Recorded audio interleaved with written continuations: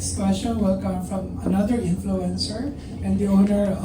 Lahat pa influencer. Yes, talagang mga sikat na influencer to. And the owner of Pelikula Mania, walang iba kundi si Nas Tabares. Hello, kay Father po, kanina medyo na-discuss na rin, pero paano po nabuo yung host natin? Paano napili? Ano yung kinonsider nyo para mapili po sila? Okay.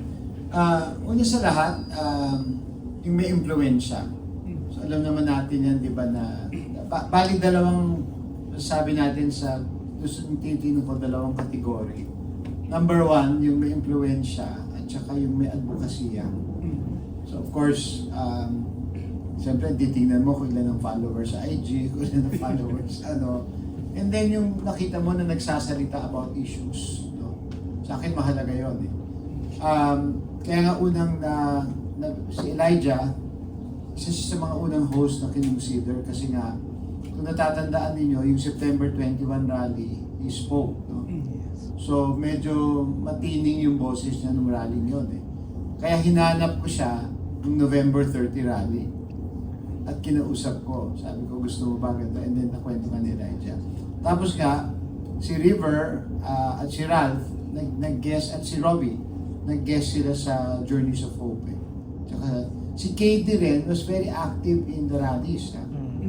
Di ba mapapansin nyo, si Katie ang dalas mag-post. Iikot yan sa rallies talagang he would take videos and all. So yun yung naging parang pool ko, no, of And then syempre nung kinausap ko, naging malinaw na interesado sila. No? So, and for them, it was not parang a step to further their showbiz career. Mahalaga yun eh. Diba na, sino ba yung nagbanggit? Si Robbie ba yung nagbanggit na na talagang dapat naniniwala dun sa advocacy ng YSP. So, siguro yun yung, I hope that answers the question. Yes po, sa host At tapos si Aya, Ay, yes. Sorry. kasi meron kaming, sorry meron kaming dalawang female host na kinakausap pero yung schedule hindi ma-shoot, no? Tapos doon, si Aya nirecommend sa amin. So tapos tiningnan ko yung pinag-usapan namin ng direct. Tapos tinanong ko rin yung ibang host. So sabi, okay, shoot. Pasok. I was recommended by Gretchen. Yes. Tapos meron pang, abangan ninyo, meron pang dalawang nire-recommend na female host. So hindi pa po final yung... Hindi pa, madadagdagan pa to. So, but we will remember we will premiere on May 9. Sabado yun. Ang spot namin is 10 p.m. Saturdays. Kasi yun daw ang viewing time ng youth eh. Sabi ng ABS. So, Late na po natutulog yung kabataan ngayon. oo nga eh. Kaya yun yung So, nagpaplano kami, abangan din yun, mag-aano kami. Ano tawag doon? Watch party. Watch party. Magwa-watch party kami sa May 9. Okay. Sa mga host naman po natin, ano yung impressions nyo sa isa't isa nung nalaman nyo na sila yung mga kasama nyo? Yeah. Interesting. Yung totoo. I can go first. For me, I was humbled because I think ako yung pinaka hindi naman bata pero I was the one that entered this industry the latest. But I know River from taga South din kami. Mga kaibigan ko taga Alabang. So I've been familiar with River, friends with some of his relatives. I've also known Ralph. KD and I, may mga interactions kami nung bago. Aya and I have worked together already. And of course, Elijah, we've only met once prior, but get along really well. And I appreciate being surrounded by such, amazing, not just actors, but very well-rounded professionals. So, the moment pa lang na nalaman ko yung mga co-hosts ko, sila yung mga co-hosts ko, I thought, wow, I'm grateful. I'm surrounded by very good company, people my age, and I can't wait to get this started because I'm sure that we will all learn a lot also from each other. River?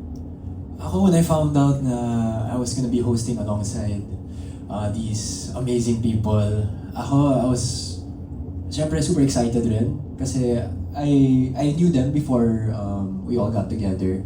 Na-meet ko na sila, si Aya, Elijah, and Robbie, as well as KD and Ralph. Pero I only knew them as a friend eh. Pero pagdating namin sa workshop, hearing what they have to say, hearing yung thoughts nila, I was blown away. I was amazed.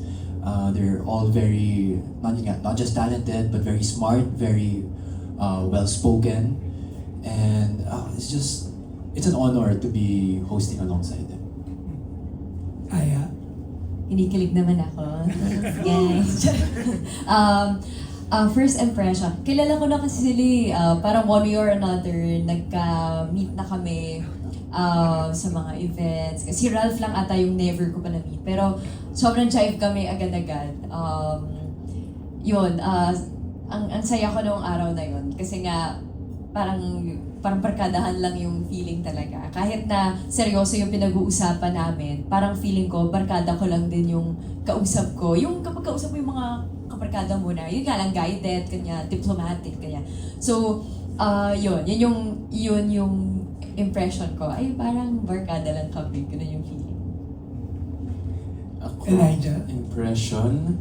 Ako kasi sabi ko kung sino man magiging mga host nitong show na to, ay obviously may mga taong may pakialam. At kung may pakialam ka, mataas na respeto ko sa'yo. May pagmamahal na ako para sa'yo if you put all these people with care and passion and love for the country and the people of that country in one room, di ba? Parang alam mong magkakaintindihan kayo at alam mong mataas yung respeto sa isa't isa. So, yun pa lang. Kasi nung nakilala ko sila, very open na sila. And parang nag-jive kami agad lahat eh. Ang bilis nun eh. Yeah.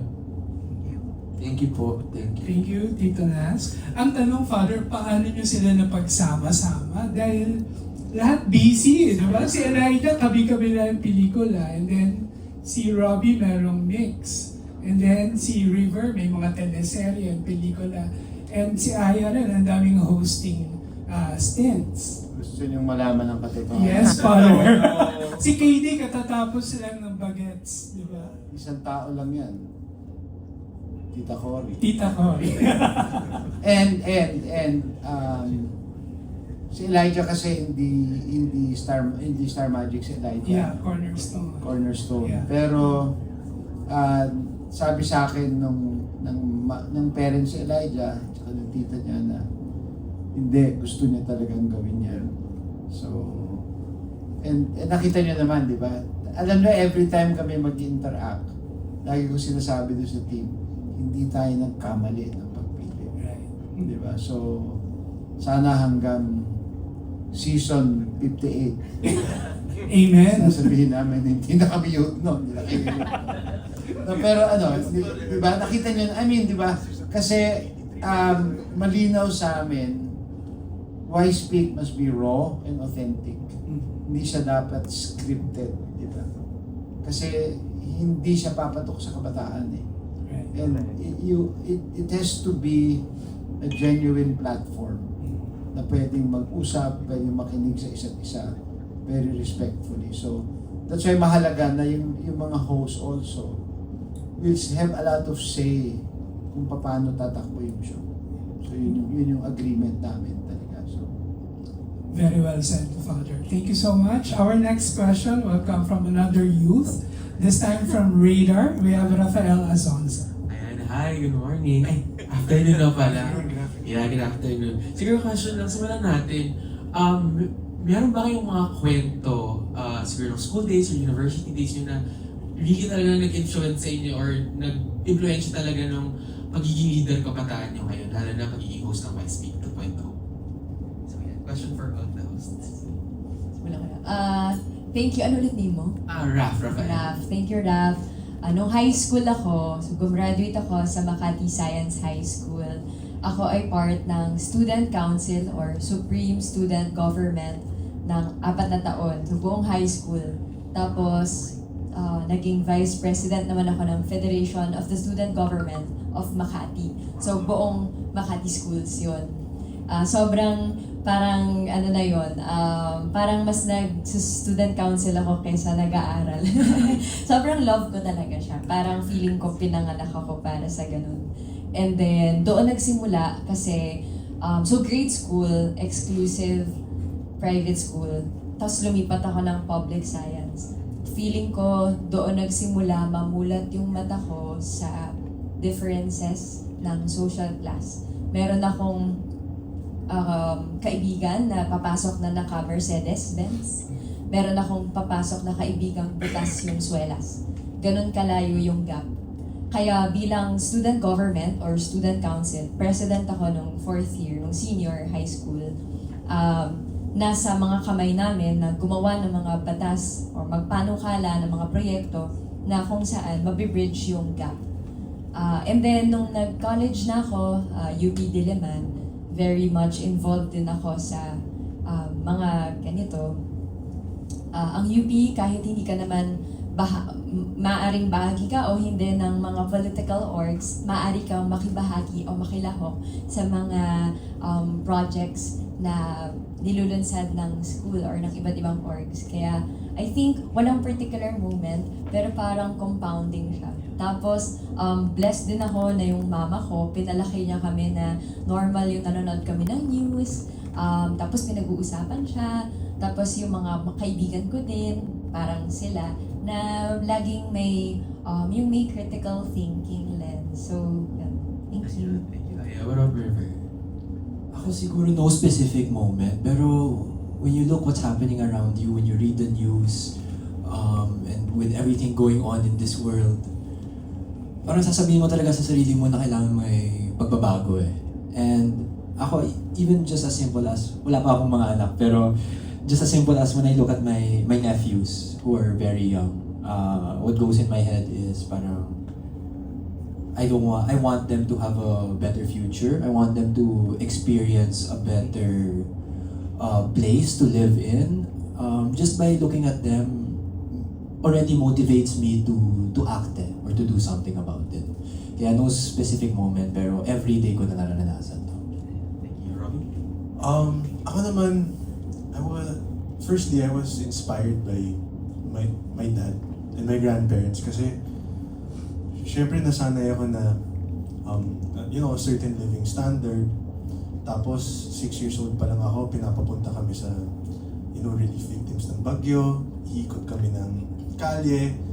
Tapos parang I just remember at 6 years old na napaiyak ako because my dad told me this is normal life in the Philippines. And yung mga kapitbahay nung bahay na pinasukan namin, bali yung braso niya dahil inaayos nila ng bahay niya at wala siyang pera pang gamot o pang ospital. So nakasabit lang yung braso niya dito, humihingi ng tulong. Pero tatay siya, nagtatrabaho pa rin siya, nagtsatsaga pa rin siya. And I guess that was the first hard lesson I had sa katotohanan dito sa Pilipinas. And then as I grew up, I got more experiences. Sa high school, I had a cousin that was born with some developmental challenges. And parang because of that, napansin ko din na yung mga bata na may challenges sa school, they're also not included. So I applied to be a vice president dito sa this organization before called Best Bodies for Social Inclusivity. And then when I was in college, mas tinuktukan ko yung pag-aaral ko. Then the pandemic happened. And when the pandemic happened, sinabi ng tatay ko, samantalang hindi ka naman pumapasok ng face-to-face, di na kita bibigyan ng allowance, ha? So, I had no money. Tapos I had to learn how to make money. Tapos, after 2 years of working, sabi ko, wow, ganito pala kahirap kumita ng pera, di ba? And I felt this way, what more kung hindi ka kasing blessed ko na may mga kilala mga magulang mo, na mga connection na to teach you, to put you in a training or something. What if you have to find those own opportunities for yourself? And sobrang hirap ng buhay, di ba? So, I was inspired. I believe that all of us here are in a position where we are working on taking care of ourselves, but we have more love and room to spread and share to others. Tapos, idodonate pa ni Robby yung talent. Grabe talaga sa Robby. Hindi na po talaga nakalimutan yun. How generous. Elijah. Ako po, Reset lang siguro. Kasi ako bata pa lang po siguro, parang napalaki na maging mulat. You know, yung parang you study things on your textbook, tapos iba yung kwento sa'yo ng magulang mo, iba yung kwento sa'yo ng mga tito mo. So, doon nagsisimula nang mamulat yung mga mata ko, tsaka yung isip ko. Lalo na nung naging scholar ako, nung high school. So, I owe my education to the country, sa lahat ng mga mamamayan, sa lahat ng taxpayers. I owe my education to them. So, alam kong may responsibilidad ako bilang scholar ng bayan at artista ng bayan. Tapos, pero I've always been outspoken. Hindi ko kasi naisip yung mga, ewan ko, yung showbiz, gano'n. Wala, kapag natanong ako about my beliefs, sinasagot ko eh. Pero hindi ko na-imagine sarili ko to really be a host or to speak sa mga rallies, ganyan. Ang philosophy ko for the longest time ever since high school ay idaan yung paniniwala ko at yung message na gusto kong ihatid sa sining na ginagawa ko. So I choose to do films like this, write music like that, or star in a theater play na ganito. Gusto ko ganun maghatid ng mensahe na pinaniniwalaan ko, na passionate ako. Pero recently, I was casted to play Edgar Hobson. He's one of our most famous and most prominent youth leaders way back ng martial law. And I guess dahil doon parang di ko alam kung na-embody ko ba yung spirit ni Edjo, pero bigla akong na-invite magsalita sa rally, tapos biglang it felt so good na nasasabi ko to in front of all these people and no holds barred, di ba? So ngayon, pinaninindigan ko siya and I feel like kailangan ng ganitong klaseng communication yung straightforward na and maging bukas tayo sa isa't isa, especially nowadays na hindi na natin, wag na tayo magpaligoy-ligoy. Let's just get straight to the point kasi ang urgent, ang daming nangangailangan ng tulong, ang daming naghihirap. Pag-usapan natin ngayon, di ba? Ayun, thank you. And